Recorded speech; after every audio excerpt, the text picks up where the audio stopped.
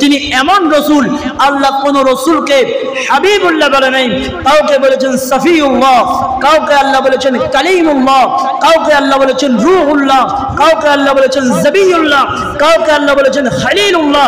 খলিলুল্লাহ আল্লাহর বন্ধু, সফিউল্লাহ আল্লাহর বন্ধু, রূহুল্লাহ আল্লাহর বন্ধু। আমার নবী হাবিবুল্লাহ, হাবিবুল্লাহ আল্লাহর বন্ধু। কিন্তু এই বন্ধুদের মধ্যে পার্থক্য হচ্ছে সফিউল্লাহ সর্বদা আল্লাহর সন্তুষ্ট চায়, কালিমুল্লাহ সর্বদা আল্লাহকে খুশি রাখতে চায়, রূহুল্লাহ সর্বদা আল্লাহকে খুশি রাখতে চায়। আর যিনি হাবিবুল্লাহ, আল্লাহ বলে আমি আল্লাহ নিজেই হাবিবুল্লাহকে খুশি করতে চাই। চিৎকার মেরে বলুন সুবহানাল্লাহ। আল্লাহর নবীকে হযরত জিবরাইল আলাইহিস সালাম প্রশ্ন করলেন, আখবরনি আনিল ইসলাম ইয়া রাসূলুল্লাহ, ইয়া হাবিবাল্লাহ, নবী গো আপনি আমাকে ইসলাম সম্পর্কে কিছু বলেন।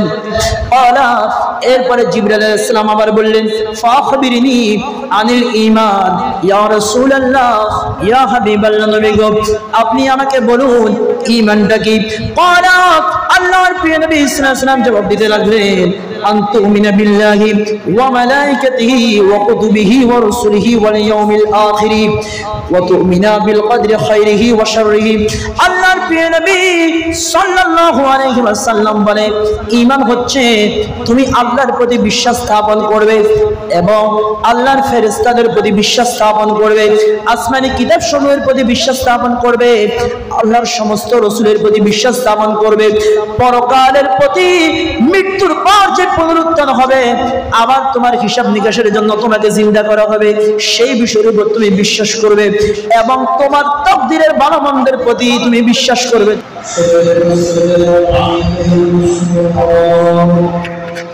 الصلاة والسلام عليك يا حبيب الله، الصلاة والسلام عليك يا شفيع المذنبين، الصلاة والسلام عليك يا رحمة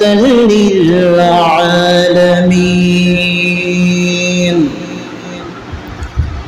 الحمد لله رب العالمين والعاقبة للمتقين، والصلاة والسلام على رسوله محمد وآله وأصحابه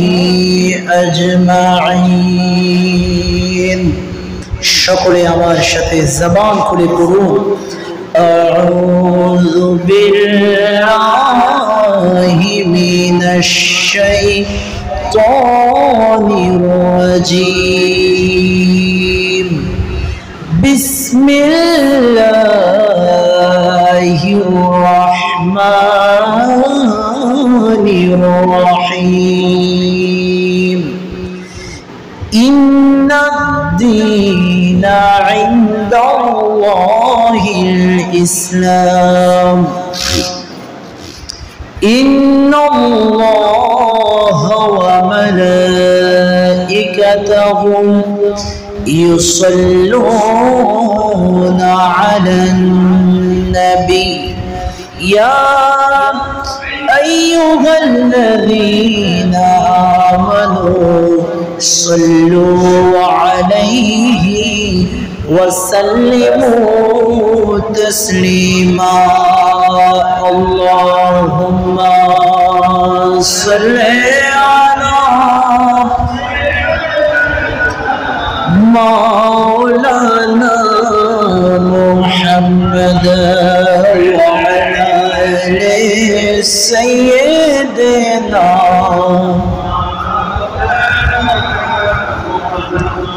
সিজদায় পড়ে কান্দেন নবী, উম্মত বলে জারে জার, মাফ করিয়া দাও আল্লাহ, উম্মত আমার গুনাহগার। আল্লাহুম্মা صل على مولانا وعلى مولانا উড়ে যাও রে বাংলার হাওয়া উড়ে যাও রে মদিনা এই গরিবদের সালাম দিও নবীজির পাকের আওয়াজায় আল্লাহুম্মা সাল্লি সাইয়্যিদিনা মাওলানা মুহাম্মদ ওয়া আলা আলিহি مولانا تو زندہ ہے واللہ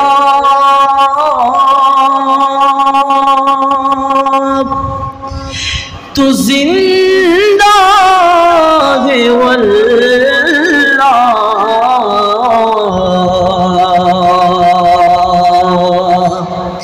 میرے چشمے عالم سے چوپ جانے والے اللہم صلی علی مولانا محمد وعلى آل سیدنا جر الصلاة یا رسول اللہ علیکم السلام یا کہاں ہو یا رسول اللہ کہاں ہو میرے آقا میرے مولا کہاں ہو صلاۃ یا رسول اللہ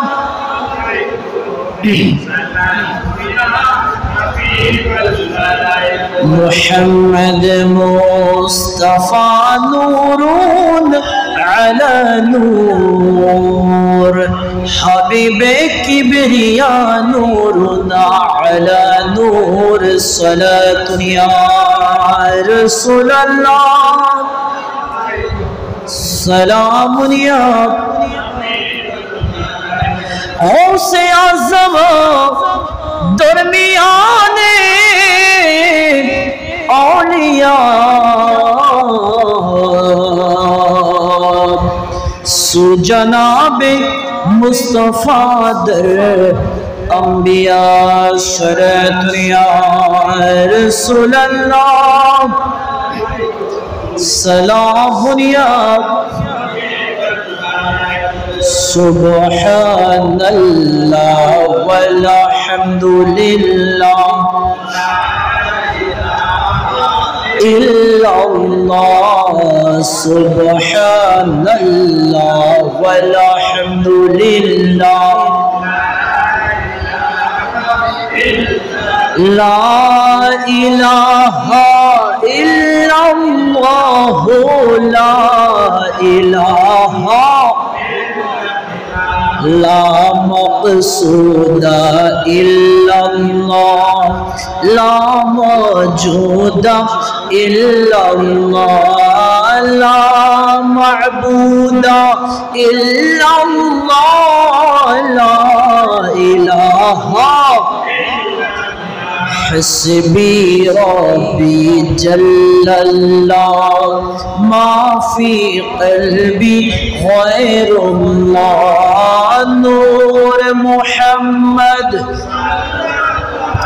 لا الہ سبحان اللہ والحمد للہ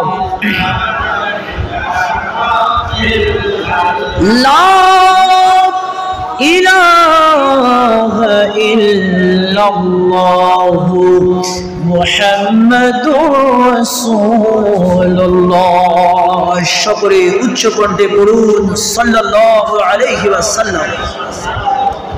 উপস্থিত দক্ষিণ বাটরা গৌসুল আজম হযরত আব্দুল কাদের জিলানী রাদিয়াল্লাহু তাআলা আনহু জামে মসজিদের সম্মানিত মুসল্লিয়ানে ইকরাম, মুরব্বিয়ানে আযম, বেরাদারানে ইসলাম, বিশেষ করে পর্দানশীন আবেদা জাহিরা তৈয়বা তাহিরা মা এবং বোনেরা, প্রত্যেকের প্রতি আমার আবারও সালাম রহিমানি ওয়া রাহিমাকুমুল্লাহ। আসসালামু আলাইকুম ওয়া রাহমাতুল্লাহি ওয়া বারাকাতুহু। সর্বপ্রথম আল্লাহ তাবারক ওয়া তাআলার দরবারে শুকরিয়া জ্ঞাপন করি, যেই মহান রব্বুল আলামিন আমার মতো গুনাহগারকে এবং আপনাদেরকে আজকে পবিত্র জামাদিউল আউয়াল মাসের প্রথম জুমায় জুমার নামাজ আল্লাহর হুকুম আদায় করার জন্য আল্লাহর ঘর মসজিদে আসার এবং বসার তৌফিক দিয়েছে। এজন্য শুকরিয়া আদায় করি। উচ্চ কণ্ঠে একবার বলুন আলহামদুলিল্লাহ। সকলে উচ্চ কণ্ঠে আমার সাথে সাথে পড়ুন সুবহানাল্লাহ ওয়ালহামদুলিল্লাহ ওয়ালা ইলাহা ইল্লাল্লাহু আল্লাহু আকবার ওয়ালিল্লাহিল হামদ। বলুন আমরা প্রশংসা করলাম কার? বেশি বেশি আল্লাহর প্রশংসা করলে যিনি খুশি হবেন আমাদের উপর, বলুন তিনি কে? আল্লাহ। এজন্য সর্ব অবস্থায় একজনের প্রশংসা চলবে, যেই মহান রব আমাদেরকে সৃষ্টি করেছে। কথা বলেন ঠিক কিনা?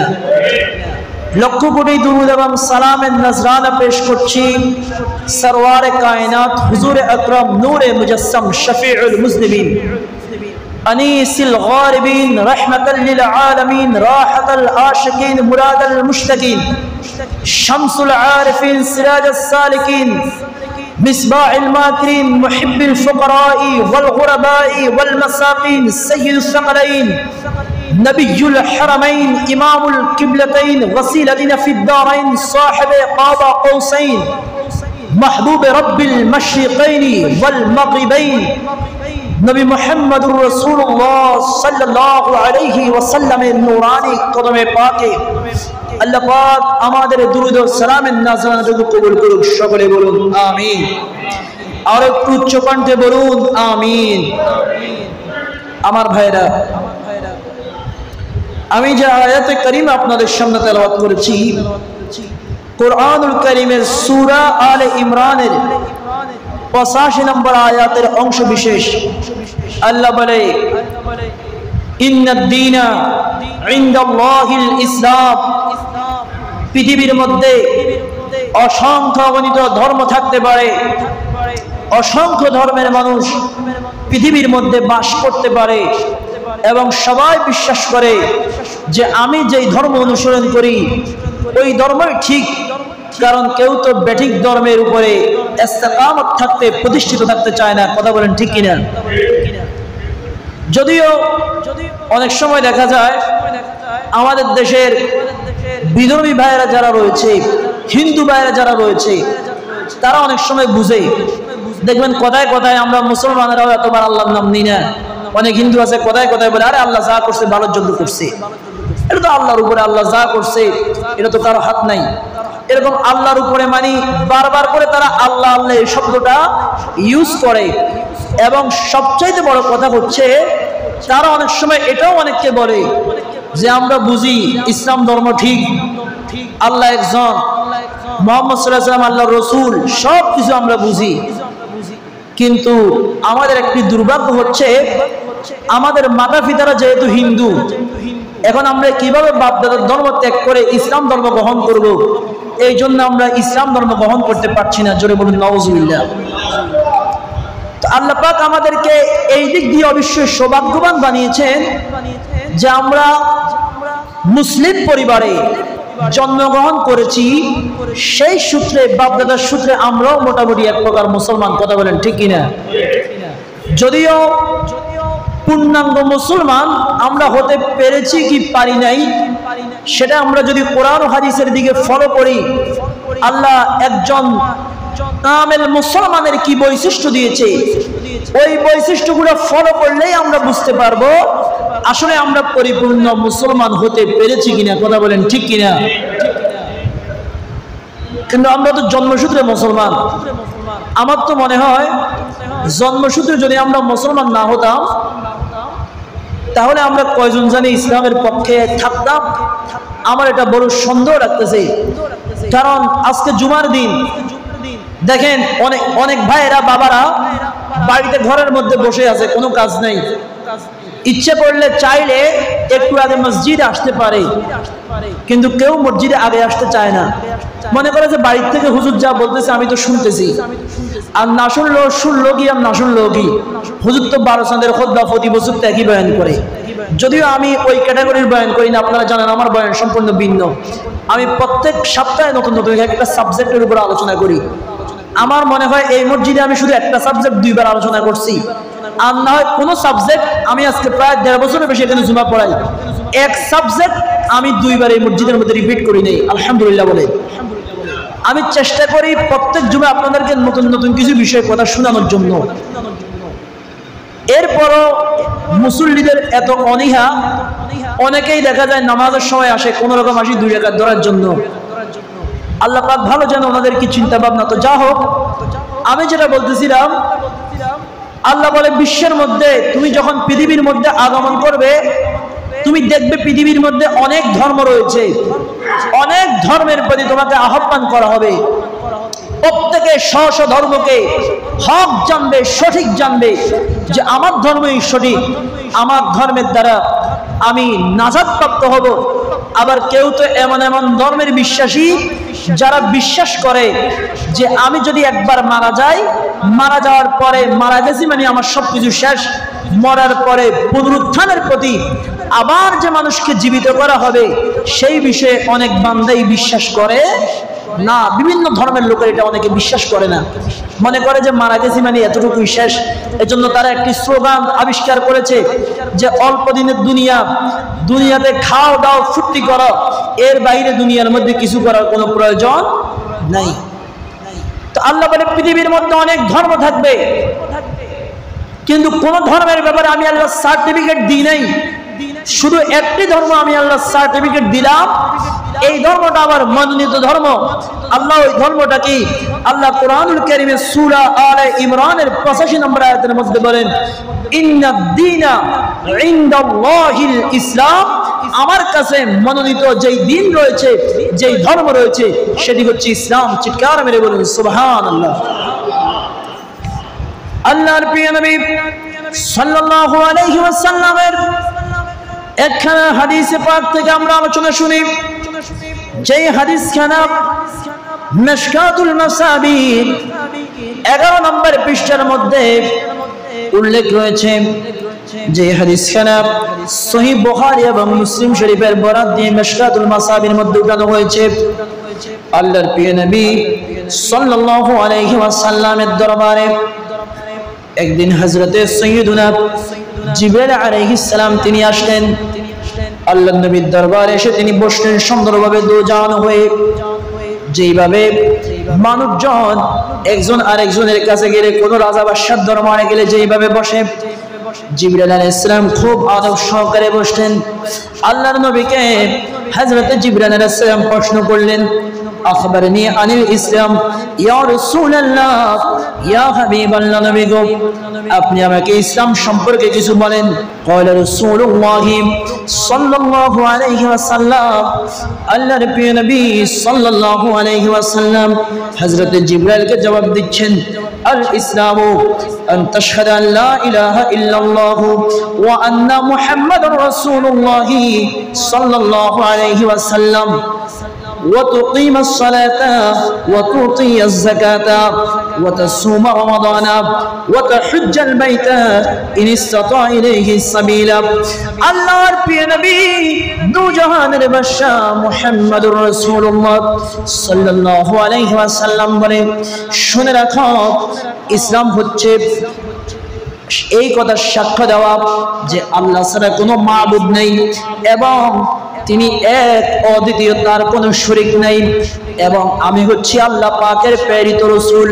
আমার প্রতি পূর্ণাঙ্গ বিশ্বাস স্থাপন করা এবং এই বিশ্বাস স্থাপন করার পরে যারা ইসলামকে অনুসরণ করে, যারা ইসলাম মান্য করে, তাদের প্রথম কাজ হচ্ছে ওয়াতুকিমাস সালাতা, সমাজের মধ্যে নামাজকে কায়েম করা। জোরে বলুন সুবহানাল্লাহ। নামাজ পড়া বলেন না আল্লাহর নবী যে আমি নামাজ পড়তেছি, আমি বড় হাজী সাহেব, আমি মাওলানা সাহেব, আমি নামাজ পড়বো। আল্লাহ বলে না, এই নামাজ না। আমার নবী বলে এই নামাজ আমি চাই না, আমি চাই তোমরা সমাজের মধ্যে নামাজ কায়েম করবে। তুমি যেইভাবে পড়বে, তোমার ঘরের মধ্যে তোমার অধীনস্থ স্ত্রী ঘরের মধ্যে সে নামাজ আদায় করবে, তোমার সন্তান মসজিদে গিয়ে জামাত সহকারে নামাজ আদায় করবে, তোমার দোকানের অধীনস্থ তোমার কর্মচারী কর্মকর্তা যারা রয়েছে তোমার নিচে, তাদেরকে তুমি নামাজ পড়ার জন্য আদেশ দিবে এবং যেই ব্যবস্থা করলে তারা নামাজ পড়বে ওই রকম পূর্ণাঙ্গ ব্যবস্থা তুমি গ্রহণ করবে। এটাই হবে নামাজ কায়েম। জোরে বলুন সুবহানাল্লাহ। এরপরে আল্লাহর নবী বলে নামাজ কায়েম করবে এবং রমজান মাসে রোজা রাখবে এবং যাকাত ফরজ হলে যাকাত আদায় করবে এবং যদি হজ করার জন্য সামর্থ্যবান হয় তাহলে ওই বান্দা আল্লাহর সন্তুষ্টির উদ্দেশ্যে হজ পালন করবে। এই কথা বলার পরে ওয়ালা সাদাকাতা, হযরত জিবরাইল আমিন বলে ইয়া রাসূলুল্লাহ আপনি সত্য বলেছেন। ক্বালা ফাজিবনা লাহু ইয়াসআলুহু ওয়া ইউসাদ্দাকুহু। সাহাবায়ে কেরাম বলতে লাগলেন যে হযরত জিবরাইল, সাহাবায়ে কেরাম কিন্তু ওনাকে প্রথমে চিনে নাই। সাহাবায়ে কেরাম চিন্তা করলেন উনি আবার কে, যিনি প্রশ্ন নিজে করলেন আবার রাসূল উত্তর দিয়েছে। তিনি বলে রাসূল নাকি সঠিক উত্তর দিয়েছে। যা হোক, এর পরবর্তীতে আসেন ক্বালা, এরপরে জিবরাইল আলাইহিস সালাম আবার বললেন ফাখবিরনি আনিল ঈমান ইয়া রাসূলুল্লাহ, ইয়া হাবিবাল্লাহ নবী গো আপনি আমাকে বলুন ঈমানটা কি। ক্বালা, আল্লাহর প্রিয় নবী সাল্লাল্লাহু আলাইহি ওয়াসাল্লাম জবাব দিতে লাগলেন আনতুমিনা বিল্লাহি ওয়া মালাইকাতিহি ওয়া কুতুবিহি ওয়া রুসুলিহি ওয়াল ইয়াউমিল আখির ওয়া তুমিনা বিল কদরি খাইরিহি ওয়া শাররিহি।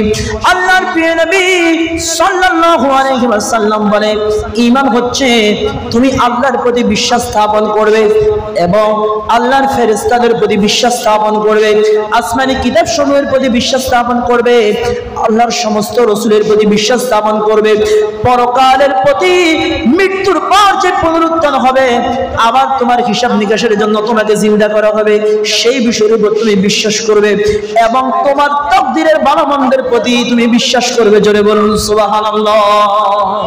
আল্লাহু আকবার বলে। দেখেন তাকদীরের ভালো মন্দের প্রতি কিন্তু অনেক বান্দা বিশ্বাস করে না। যদিও আমরা মুখে বলি যে আমরা বিশ্বাস করি, অনেক কাজে কর্মে দেখা যায় অনেকে মনে করে আর এই কাজ না করলে তো আমার এটা হতো না। মনে করেন একটা কথার কথা এক্সাম্পল হিসেবে বলছি, কারো ছেলে পানিতে পড়ে মারা গেছে, ছোট্ট বাচ্চা, এখন সে কি বলে, বলে হায় রে আমার ছেলে যদি পানিতে না পড়তো তাহলে মারা যেত না, কিন্তু মৃত্যু যে তার নসিবের মধ্যে আছে এটা অনেক বান্দা বিশ্বাস করতে রাজি নয়। তাকদীরের বিষয়ে বিরাট আলোচনা রয়েছে। আমাদেরকে হুজুর যখন ক্লাসে ফিকহুল আকবার পড়িয়েছে সেখানের মধ্যে তাকদীরের ব্যাপারে অনেক আলোচনা করেছে। আবার তাকদীর মানে এটা মনে করিয়েন না, অনেকে বলে কয় আমি তোমার হাতের বুদুল, তুমি যেমনে নাচাও এমনে নাচি, দোষটা দেখি আমার, হ্যাঁ আমি তোমার কোয়ারের দাঁড়ি, তুমি মূল ড্রাইভার, বাবারা আমার, এই ধরনের কথা ইসলাম সাপোর্ট করে না। কেননা আল্লাহ আপনাকে এখতিয়ার দিয়েছে, তাকদীরে লিখে দিয়েছে অবশ্যই, কিন্তু আল্লাহ পাক জানে যে আপনাকে তাকদীরে লিখলে কি করবেন আর না লিখলে কি করবেন। আল্লাহ পাক সকল খবর আগে থেকে জানে কিনা, আরো জোরে বলুন জানে কিনা। তো যে যেই কর্ম করবে আল্লাহ তার জন্য সেই তকদিরটাই লিখেছে। এর বাইরে আল্লাহ জোর করে কারোর জন্য তকদির লিখে দেয় নাই। যে এমন না যে আল্লাহ তকদিরে লেখার কারণে আমরা বাধ্য হয়ে মসজিদে আসতে হয়েছে, যাদের তকদিরে লেখে নাই যে এরা মসজিদে আসতে পারবে না তারা আসতে পারে নাই, বিষয়টা এরকম নয়। তকদির তো অবশ্যই আল্লাহ আগে লিখেছে, কিন্তু আল্লাহ জানে কোন বান্দা সুযোগ থাকার পরে মসজিদে আগে আসবে, কোন বান্দা পরে আসবে। কথা বলেন ঠিক কিনা? তকদিরের প্রতি বিশ্বাস করতে হবে। তকদিরের মধ্যে আরেকটি বিষয় হচ্ছে মৃত্যু। যেমন আমাদের সমাজের মধ্যে এই মৃত্যু নিয়ে তকদিরের প্রতি আরেকটি অবিশ্বাস মানুষের সমাজে, আমি বললাম যেরকম এরকম হয়ে যায়। অনেকে মনে করে আবার অকাল মৃত্যু। ইসলামের মধ্যে অকাল মৃত্যু বলতে কোনো শব্দ নেই। কুল্লু নাফসিন যায়কাতুল মাউত, জন্ম হয়েছে আপনার, শুরু হয়েছে, তার মানে শেষ হবে। কখন শেষ হবে? কোরআনে কিংবা হাদিসে আল্লাহ কোনো নিয়ম করে দেয় নাই যে 50 বছর আগে কেউ মারা গেলে তার অকাল মৃত্যু, এরকম কোনো কথা বর্ণিত নেই। যেমন আমাদের বাড়ির একটা ছেলে গত প্রায় 15 দিন আগে অ্যাক্সিডেন্ট করেছে। আমার চাইতে বয়সে আরো 1.5-2 বছরের ছোট, বিদেশে গেছে, আবার বয়স বাড়াই। তো যা হোক, পিকআপ গাড়ি চালানোর সময় অ্যাক্সিডেন্ট করছে, পায়ের মধ্যে সমস্যা হয়েছে, পায়ের একটা হাড় সম্পূর্ণ ভেঙে গেছে। ঢাকা চিকিৎসাধীন অবস্থায় ছিল। অনেক ব্যক্তি আছে মাথার মধ্যে আঘাত পায়, বুকে আঘাত পায়, এরপরও বেঁচে থাকে। পায়ের বিষয় তো সামান্য, যেই সেই বিষয়, এটা কোনো বিষয় না। অনেক ব্যক্তির তো পা নাই, অনেক ব্যক্তির পায়ের মধ্যে বিভিন্ন কারণে কেটে ফেলতে হয়, প্যারালাইজড হয়ে যায়, বিভিন্ন কিছু হয়ে যায়, পা অকেজু হয়ে যায়, কিন্তু তার পা শুধুমাত্র ভেঙেছে। চিকিৎসাধীন অবস্থায় ঢাকার মধ্যে গত রবিবার দুপুরবেলা সে মারা গেছে। তাহলে বলুন, মৃত্যুর কোনো বয়স নাই। তার তকদিরে এইভাবে লেখা ছিল বিদায় সে মারা গেছে, এটা বিশ্বাস করতে হবে। ফিকআপকে দোষ দিয়ে কোনো লাভ নাই, অবশ্যই এটা তার তকদিরে লেখা ছিল, এটাই আমাদেরকে বিশ্বাস করতে হবে। কথা বলেন ঠিক কিনা? এটাই হচ্ছে তকদির। আপনার তকদিরে কি লেখা আছে আপনি বলবেন যে না অমুক কি এই কাজ করার কারণে আমার এটা হয়েছে, ওই কাজ করার কারণে ওটা হয়েছে, ওটা এইভাবে করলে মনে ওটা হতো না। আপনার তকদিরে যেইভাবে লেখা রয়েছে আপনি সেইভাবেই করবেন এবং সেটাই হবে। জোরে বলুন ঠিক কিনা? এজন্য আল্লাহর নবী ঈমানের কন্ডিশন দিয়েছেন। ঈমানের কন্ডিশন হচ্ছে তকদিরের ভালো মন্দের প্রতি বিশ্বাস স্থাপন করা। জোরে বলুন সুবহানাল্লাহ। এর পরবর্তীতে তিনি বললেন, ক্বালা সাদাকতা ইয়া রাসূলুল্লাহ, আপনি সত্য বলেছেন, আপনার কথাটি যথাযথ হয়েছে। এরপর তিনি আবার ক্বালা ফাখবিরনি আনিল ইহসান, হযরত জিবরাইল বলে, ইয়া রাসূলুল্লাহ, ইহসান কি, ইসলাম কি সেটা জানলাম, ঈমান কি সেটাও জানলাম। ইয়া রাসূলুল্লাহ, এবার আপনি একটু বলেন ইহসান কি।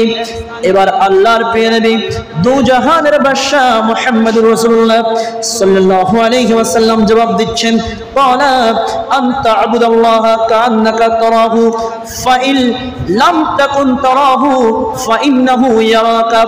আল্লাহর নবী বলে, ইহসান হচ্ছে তুমি এমন ভাবে আল্লাহর ইবাদত করবে যেন তুমি আমার আল্লাহকে দেখছো। আর যদি তোমার চোখের কারণে তুমি আল্লাহকে না দেখো, তোমার যদি ওই রকম চোখ না থাকে, তাহলে বান্দারে তুমি মনে করবে যে আল্লাহ রাব্বুল আলামিন সর্ব অবস্থায় তোমাকে দেখছে। জোরে বলুন সুবহানাল্লাহ। দেখেন এখানে আল্লাহর নবী একটি কথা বলে দিয়েছে। এখান থেকে আরেকটা বিষয় সাবেত হয় কি, আল্লাহর নবী বলে তুমি এমন ভাবে ইবাদত করবে যেন তুমি আল্লাহকে দেখছো। আর যদি না দেখো তাহলে মনে রাখবা যে আল্লাহ তোমাকে দেখছে। তার মানে বুঝে যায় দুনিয়ার মধ্যে এমন কিছু ব্যক্তি রয়েছে যারা যখন নামাজের রুকুর মধ্যে যায়, সিজদার মধ্যে যায়, তারা আমার আল্লাহর সঙ্গে দিদার হয়ে যায়। জোরে বলুন সুবহানাল্লাহ। এটা রাসূল পাকের কথার মাধ্যমে প্রমাণ হয়ে যায়। কথা বলেন ঠিক কিনা? এইভাবে তিনটি প্রশ্ন করলেন। এরপরে তিনি এই প্রশ্নগুলোর সত্যায়ন করে তিনি চলে গেলেন। হযরত জিবরাইল আলাইহিস সালাম চলে যাওয়ার পরে সাহাবায়ে কেরাম আল্লাহর নবীকে প্রশ্ন করলো, ইয়া রাসূলুল্লাহ, ইয়া হাবিবাল্লাহ, নবী গো, যেই ব্যক্তি আপনার দরবারে এসেছে এই ব্যক্তিকে আল্লাহর নবী বলে, ও আমার সাহাবীরা, তোমরা বুঝো এই ব্যক্তিকে চিনো না? সাহাবায়ে কেরাম বলে, ইয়া রাসূলুল্লাহ, ইয়া হাবিবাল্লাহ, নবী গো, ওই ব্যক্তিকে তো আমরা চিনতেছি না। ওই ব্যক্তি যদি আমাদের এই এরিয়ার হতো আমরা তো তাহলে তাকে কখনো না কখনো দেখতাম। আবার ওই ব্যক্তিকে অনেক দূর থেকে এসেছে মুসাফির এইরকম মনে হয় না, কারণ যেই ব্যক্তি মুসাফির অনেক দূর থেকে সফর সফর করে আসে। এখন তো মোটামুটি সফর আরামের, কিন্তু তৎকালীন সময়ে আরবের উত্তপ্ত বালুর মধ্য দিয়ে ঘোড়ার পিঠে করে, উটের পিঠে করে মানুষ যাতায়াত করত, কিংবা হেঁটে হেঁটে যাতায়াত করত। ওইভাবে যদি যাতায়াত করে কিছু দূর যদি আপনি হেঁটে যান, 2-3 কিলোমিটার হাঁটলেও আপনার শরীরের মধ্যে একটা ক্লান্তি ভাব আসবে। কথা বলেন ঠিক কিনা? আর অনেক দূর থেকে যেই ব্যক্তি আসবে, ওই ব্যক্তির চেহারার মধ্যে, শরীরের মধ্যে অবশ্যই ক্লান্ত ক্লান্ত ভাব থাকবে। সাহাবায়ে কেরাম বলে, ইয়া রাসূলুল্লাহ, ওই ব্যক্তিকে তো আমরা চিনতেছি না, আবার ওই ব্যক্তিকে ক্লান্ত মনে হচ্ছে না, আপনি একটু বলেন ওই ব্যক্তিকে। আল্লাহর প্রিয় নবী সাল্লাল্লাহু আলাইহি ওয়াসাল্লাম বলে, ও আমার সাহাবীরা শুনে রাখো, যেই ব্যক্তি একটু আগে 3টি প্রশ্ন করলো, সেই ব্যক্তি হচ্ছে হযরতে সাইয়্যিদনা জিবরাইল আলাইহিস সালাম। জোরে বলুন সুবহানাল্লাহ, আল্লাহু আকবার বলে। দেখেন হযরতে জিবরাইল কেন আসলেন? কারণ সাহাবায়ে কেরামকে ইসলাম কি, ঈমান কি, ইহসান কি, এই 3টি বিষয় শিক্ষা দেওয়ার জন্য জিবরাইল আলাইহিস সালাম আগমন করলেন। এসে সরাসরি সাহাবায়ে কেরামকে বলে যান নাই, আমার নবীর কাছ থেকে জানতে চেয়েছেন, জানার মাধ্যমে তিনি সেইভাবে আমার নবী উত্তর দিয়েছেন। সাহাবায়ে কেরাম উপস্থিত সবাই উত্তরটা শুনলো এবং সকলের এই প্রশ্নগুলো জানা হয়ে গেল। জোরে বলুন সুবহানাল্লাহ। অনেক ভাইয়েরা বলে থাকে জিবরাইল আলাইহিস সালাম আমার নবী নাকি হযরত জিবরাইলের খাদেম। জোরে বলুন না নাউযুবিল্লাহ। আর আমাদের আকীদা হচ্ছে, যদি আমরা দুরূদে তাওয়াস পড়ার সময় পড়ি, ওয়া জিবরাইল আলাইহিস সালাম খাদেমুহু, নয় নয়, কখনো আমার নবী হযরতে সাইয়্যিদুনা জিবরাইলের খাদেম হতে পারে না, বরঞ্চ হযরতে জিবরাইল হচ্ছে, ওয়া জিবরাইল আলাইহিস সালাম খাদেমুহু, হযরতে জিবরাইল হচ্ছে আমার নবীর খাদেম, আমার নবীর খেদমতকার। চিৎকার মেরে বলুন সুবহানাল্লাহ। আল্লাহর পক্ষ থেকে যিনি বার্তা প্রেরণ করে, আরবিতে সেই বার্তা প্রেরণকারীকে বলা হয় রাসূল। যিনি বার্তা পৌঁছে দিবেন, হযরত জিবরাইল আল্লাহর পক্ষ থেকে বার্তা পৌঁছে দিয়েছে রাসূল পাকের কাছে, রাসূল পাক পৌঁছে দিয়েছে আমাদের কাছে। কিন্তু পার্থক্য হচ্ছে, রাসূল শব্দটা খাস, এজন্য সবার ব্যাপারে ব্যবহার করা হয় না। হযরত জিবরাইল তিনিও এক প্রকারের রাসূল। তিনি কেমন রাসূল? তিনি হচ্ছে এখতিয়ারবিহীন, আমার রাসূল হচ্ছে এখতিয়ার প্রাপ্ত। তো যিনি এখতিয়ারবিহীন, ওনাকে রাসূল বলা হয় না, ওনাকে নিছক বার্তাবাহক বলা হয়। কিন্তু আমার নবীকে নিছক বার্তাবাহক বলা হবে না। কেউ যদি মনে করে যে রাসূল শুধুমাত্র নিছক বার্তাবাহক, অবশ্যই সেটা রাসূল পাকের মর্যাদাকর শানে বেয়াদবি হবে। রাসূল নিছক বার্তাবাহক নয়, তিনি হচ্ছে এখতিয়ার প্রাপ্ত, এজন্য তাকে রাসূল বলা হয়। আর রাসূলগণের মধ্যে তিনি এমন রাসূল, আল্লাহ কোন রাসূলকে হাবিবুল্লাহ বলে নাই, কাউকে বলেছেন সফিউল্লাহ, কাউকে আল্লাহ বলেছেন কালিমুল্লাহ, কাউকে আল্লাহ বলেছেন রূহুল্লাহ, কাউকে আল্লাহ বলেছেন জবিউল্লাহ, কাউকে আল্লাহ বলেছেন খলিলুল্লাহ। খলিলুল্লাহ আল্লাহর বন্ধু, সফিউল্লাহ আল্লাহর বন্ধু, রূহুল্লাহ আল্লাহর বন্ধু, আমার নবী হাবিবুল্লাহ, হাবিবুল্লাহ আল্লাহর বন্ধু। কিন্তু এই বন্ধুদের মধ্যে পার্থক্য হচ্ছে, সফিউল্লাহ সর্বদা আল্লাহর সন্তুষ্ট চায়, কালিমুল্লাহ সর্বদা আল্লাহকে খুশি রাখতে চায়, রূহুল্লাহ সর্বদা আল্লাহকে খুশি রাখতে চায়। আর যিনি হাবিবুল্লাহ, আল্লাহ বলে আমি আল্লাহ নিজেই হাবিবুল্লাহকে খুশি করতে চাই। চিৎকার মেরে বলুন সুবহানাল্লাহ। আল্লাহ পাক আমাদের সকলকে আজকের আলোচনা বুঝার তৌফিক দান করুক। সকলে বলুন আমিন।